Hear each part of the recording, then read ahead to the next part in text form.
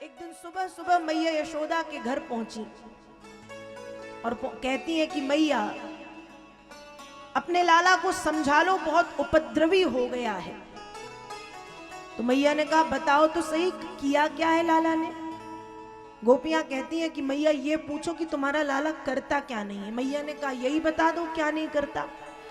गोपियां कहती हैं वत्सानुमुंचन क्वचिद समये क्रोश संजातः सः स्तेयं स्वादपत्यदधिपया कल्पितैस्तेयि योगैः मरकान् भोक्षन् विभजति सचेन नाति भाण्डं भिनत्ति द्रव्यालाभेशग्रह कुपितो यात्युक्कोस्य तो काम।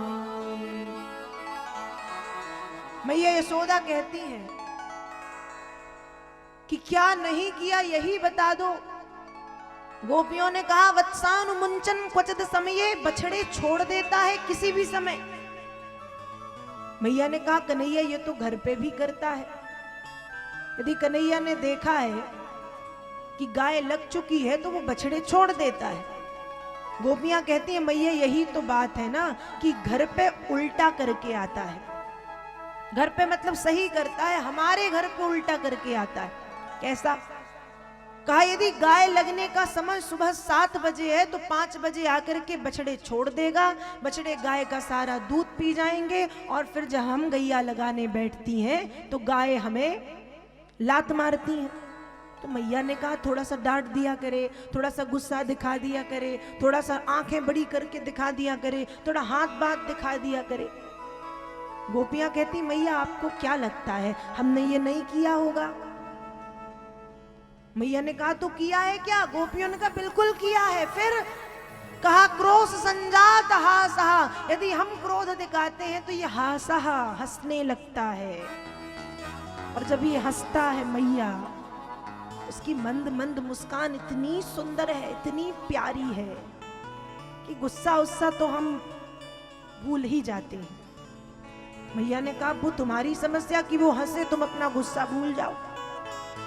दूसरे दिन कुछ गोपिकाएं फिर पहुंची, अरे मैया तुम्हारा लल्ला बड़ा उपद्रवी है। मैया बोली आज क्या किया? कहा यदि माखन छीके पे रखा होता है तो उनकी सीढ़ी बनती है, नसैनी। पहले 8, फिर 6, फिर 4, फिर 2, फिर 1। और यदि तब भी माखन की मटकी को नहीं पा पाता तो एक लकड़ी से मटकी में छेद कर देता है, माखन गिरने लगता है, खुद खाता है और फिर सबको खिलाता है। हमें डर लगता है कि कन्हैया इतने ऊपर से गिर ना जाए, चोट ना लगे, लेकिन तुम्हारे लाला को डर नहीं लगता।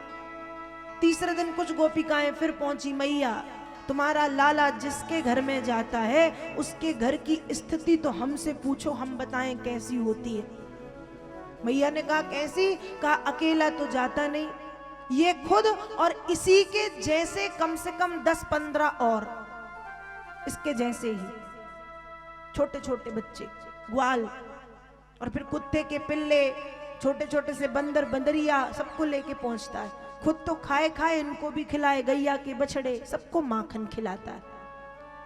और जब ये लोग जाते हैं माखन खा के तो हमारा घर देखो, हम क्या बताएं मैया, घर समेटते समेटते समेटते 4-5 घंटे लग जाते। चौथे दिन कुछ गोपिकाएं फिर पहुंची कि जब खूब माखन खा लेता है और खिला देता है तो अंत में भांडम भिनत्ती, बुजुर्गों के हाथ की बनी बड़ी बड़ी मटकियों को फोड़ देता है। मैया तुम्हारा लाला बड़ा उपद्रवी है, समझाओ, थोड़ा सा डांटो। गोपियां शिकायत ले लेकर के आती हैं मैया यशोदा के पास और मैया गोपिकाओं की शिकायत सुनती हैं।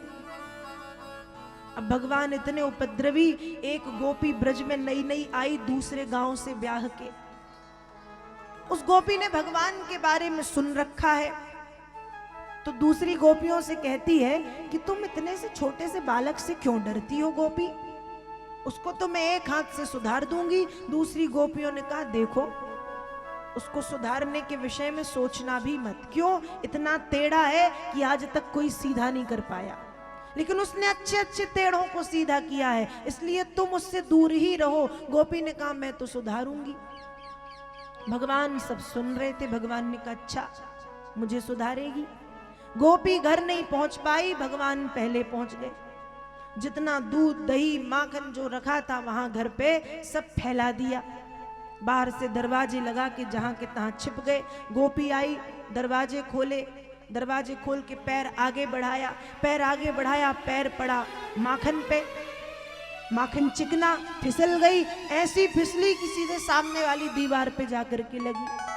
भगवान छिपे थे, निकल के आए तो कहते हैं गोपी मैया धन्यवाद दे दो उस दीवार को। यदि आज ये दीवार ना होती तो तुम सीधे अपने मायके में दिखाई देती, तुम अपने पीहर पहुंच जाती। और ऐसा कहकर के भगवान चले गए। अब गोपी का गुस्सा तो चरम पर था। थोड़े दिन तो शांत रही। 4-5 दिन के बाद गोपी ने काली गैया का दूध, उसी का माखन, उसी का दही सब बना के तैयार किया। भगवान को पता चला, भगवान पहुंच गए माखन चुराने मित्रों के साथ। और जब भगवान माखन चुराने मित्रों के साथ वहां पर पहुंचे तो गोपी ने कृष्ण को पकड़ने की योजना बनाई है। सारे दरवाजे में घर पे घंटियां लगाई हैं और उसने ये दिखावा किया कि मैं यमुना जी जा रही हूं पानी भरने। दरवाजे में कम से कम 10 घंटियां लगी हैं। सोच रही है कि कन्हैया दरवाजे खोलेंगे, घंटी हिलेगी, घंटी बजेंगी, मैं आके पकड़ लूंगी। लेकिन भगवान ने जैसे ही घंटी को देखा तो देखते ही भगवान कहते हैं घंटी आज तुम बजना मत। घंटी ने कहा जो आज्ञा प्रभु, मैं नहीं बजूंगी। दरवाजे खोल के कृष्ण समेत सारे चोर घर के भीतर, घंटी नहीं बजी। अब माखन है छीके पे तो सीढ़ी तैयार हुई। 8 6 4 2 1 रस्सी में घंटियां हैं, रस्सी को पकड़ के हिला दिया, पर घंटी है कि बजे? बिल्कुल नहीं बजी। मटकी के चारों तरफ घंटियां हैं, मटकी पकड़ के हिला दी, घंटी नहीं बजी। मटकी के भीतर हाथ डाला, घंटी नहीं बजी। हाथ बाहर निकाला, माखन निकाला, घंटी नहीं बजी। लेकिन जैसे ही कन्हैया ने माखन खाया है, माखन खाते ही घंटी बज गई। और जैसे ही घंटी बजी तो भगवान ने कहा, मना किया था ना बजना मत, क्यों बजी? घंटी ने कहा देखिए प्रभु, इसमें मेरी कोई गलती नहीं है।